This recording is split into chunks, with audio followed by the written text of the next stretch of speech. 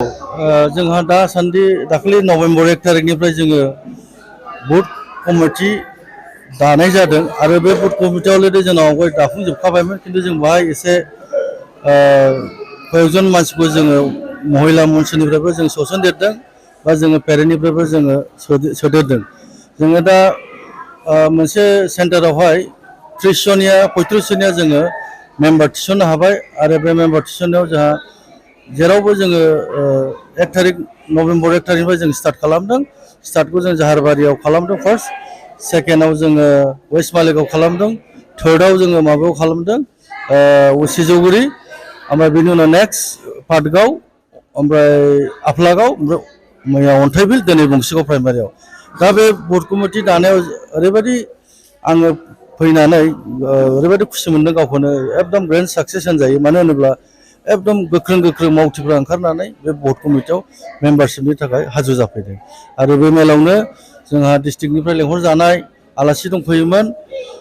जोंहा दतमा समस्तिनि MCLA तथा जोंनि इउथ BPFनि आफादगिरि क'क्राझार जिल्लानि मानगोनां प्रकाश बसुमतारी देबा दंफैयोमोन आरो बेजों लोगोसे डिस्ट्रिक्टनिनो उमेननिफ्राय नुजाफैनाय आरो जेनेरेल सेक्रेटारि रमा छेत्री बायद'मोनाबो नुजाफैदों आरो गोबां बेजों लोगोसेयाव नुजाफैदों। बिथांमोनाबो जोंनि बे बुथ कमिटि दानायखौ नुफैनानै रोजा रोजा साबायखर होलांदों आरो गोजोननाय मोनलांदों बिथांमोना।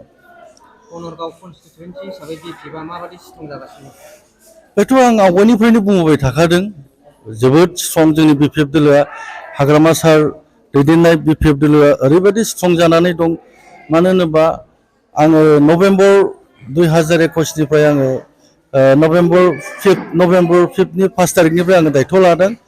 हाग्रामा सारा आंनो दायथ' ग्रहन खालामनानै बे दिननिफ्राय आङो मावबोनायाव आं ओरैबायदि नुनो मोनदों।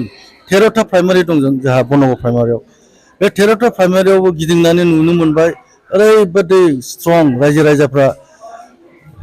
महिला मन्चनिफ्रायनो बुं बा पेरेन्टनिफ्रायनो बुं बा इउथनिफ्रायनो बुं बा जोंनि BSUआनो बुं बा साफ्रोमबो दालाय जेसेबां जोंनि माइन'रिटि सेलानो होन बा जेसेबां राजबंसि सेल जाबाय जोंनाव दा बा बाङालि सेल जाबाय जोंनाव दा, बेफोर गासिबो सेलफ्रानो दिनै ओरैबायदि सिथाबनानै दं।